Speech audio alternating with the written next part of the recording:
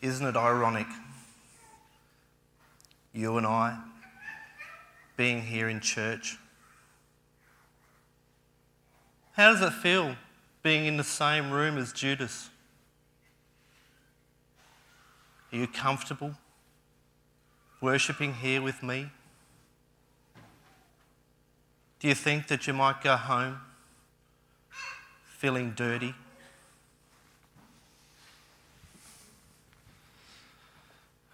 Okay, so I'm not exactly expecting to feel your warmth,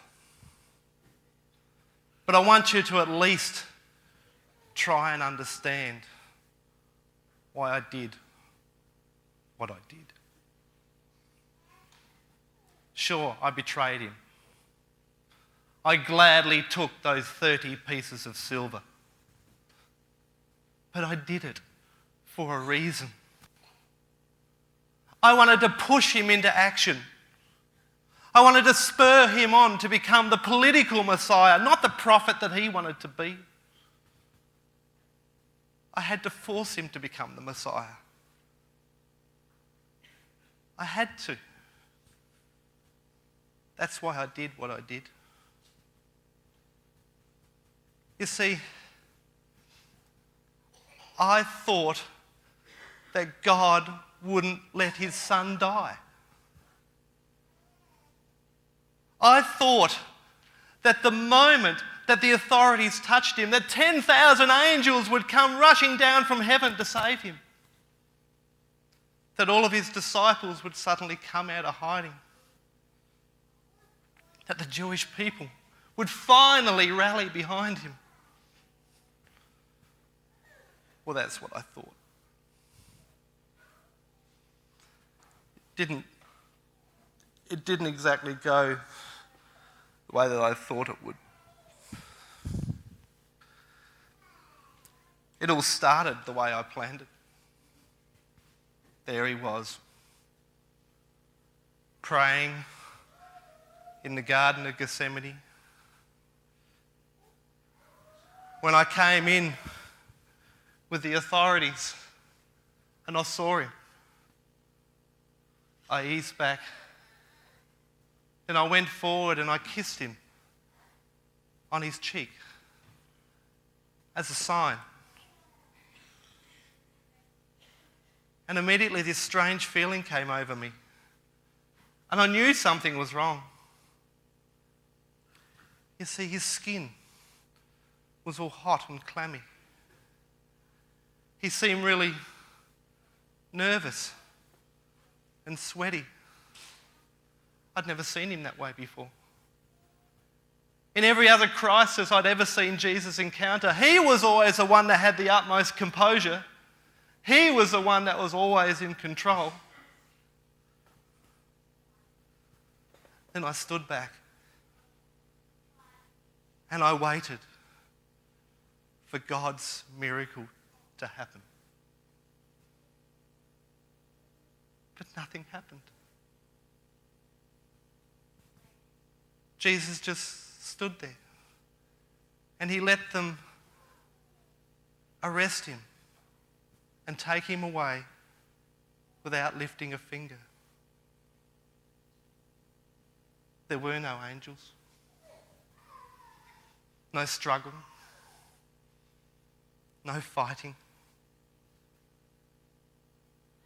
All that night I cried out, God, when are you coming to rescue your son? God, don't you care about your son? What about your kingdom? What about the Messiah? God, what are you going to do?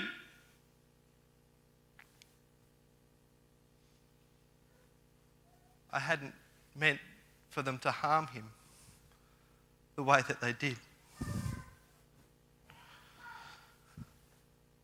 The beatings, the crown of thorns, the nails,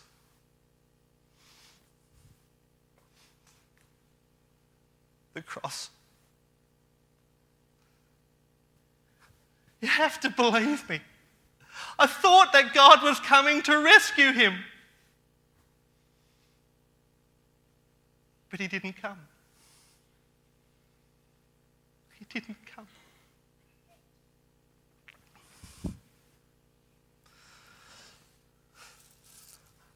I looked at that filthy money, those 30 pieces of silver. I took them back to the temple and I threw them down at the feet of the authorities. And I said to them, "Don't you know this man is innocent? He has done nothing wrong." One of them started scampering all around on the floor, picking up all the loose coins. "What are we going to do with all this blood money?" he said.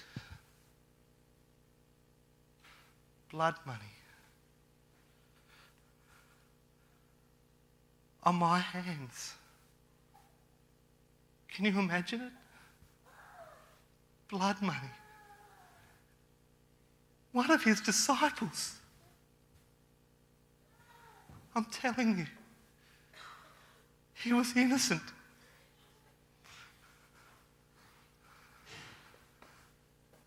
Oh my God. My God, what have I done? What have I done? Why me? Why did I have to be the one to commit the crime of the century? Why did I have to be filled with so much stupidity and ignorance? Why me? Why couldn't I have understood?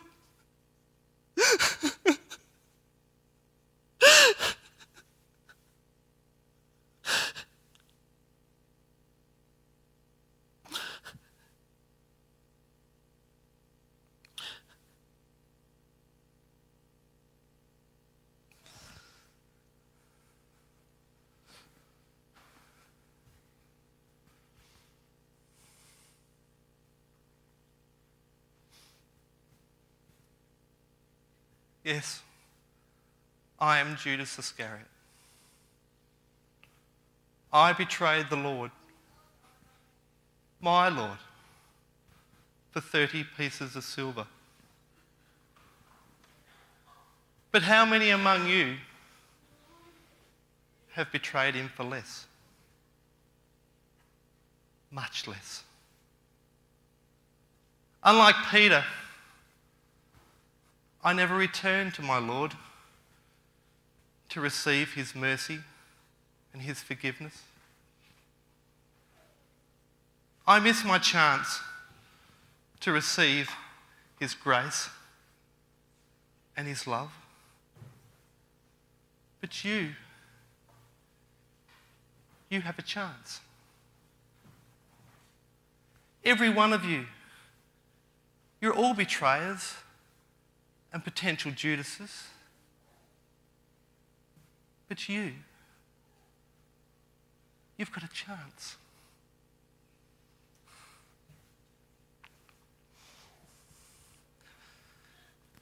Yes, I was part of the force that put Jesus on the cross. I participated in his excruciating pain. I helped kill Jesus. And yet, he still offered me his grace. But it was my blindness that stopped me from receiving it. God's love is big enough to deal with the biggest of sins, the worst of sinners. I just wished that I would have understood that. I wish that I would have had the chance to truly feel the amazing power of God's love. Don't make the same mistake I did and miss out on the greatest gift that God could possibly give you: his love and forgiveness.